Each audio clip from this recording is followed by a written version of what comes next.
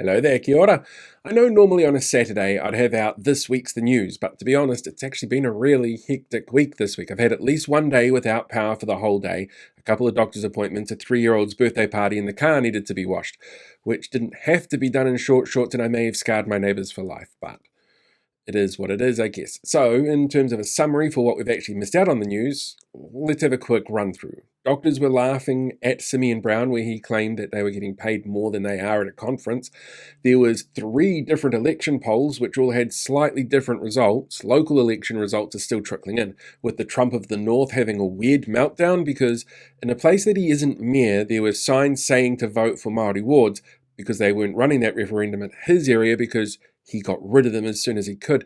But he said that those signs were wrong. But his signs saying to vote for him and his hand-picked successor, they're not the problem. It's the whole system that's screwed.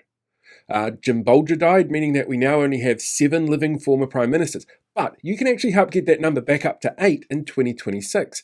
Winston won't tell us how much we're paying for ferries from the Chinese shipyard that makes Chinese naval hardware. Hundreds of school principals have asked for the new curriculum rollout to be halted to get the details right, to which the education minister's just been like, we need to get it in place before the election so we can say we delivered something, no matter how bad it is. An Atlas Group think tank wants to sell more state houses. The government rolled back protections for pig welfare. ACT wants to make it easier to sell homemade cakes, because that's clearly a big issue right now.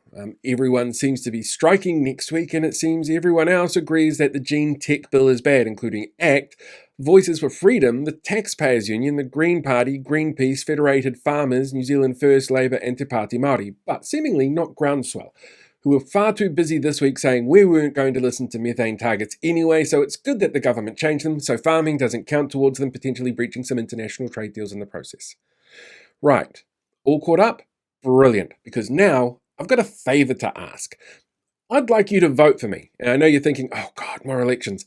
The New Zealand Podcast Awards People's Choice votes are open now. And I know I don't have a scientist chance in Hamilton of winning when I'm up against some of the big names and brilliant people who also do this. But I thought I'd at least give it a shot so I can try and put an award on the shelves behind me. Mostly to stop this guy Jason, who keeps obsessing about the collectibles that I've got in his comments.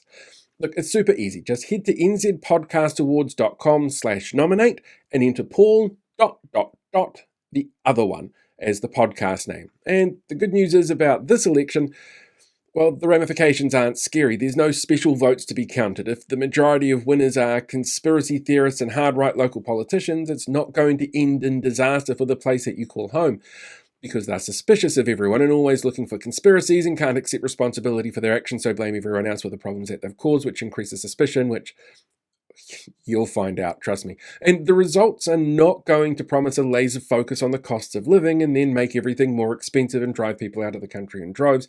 And no one is going to storm any government buildings with claims of stopping the steal. So yeah, if you could head along and give me a vote, your awesome factor is going to go up a little bit in my esteem, and it will annoy some people who maybe should be annoyed at themselves, but I'll be the target of that anyway.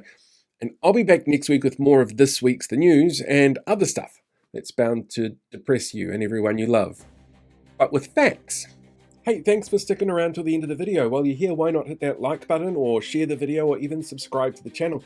You could even become a paid YouTube member so you can see things released in advance, you get access to some exclusive content, and like all these awesome people, you get to have your name at the end of the credits as well.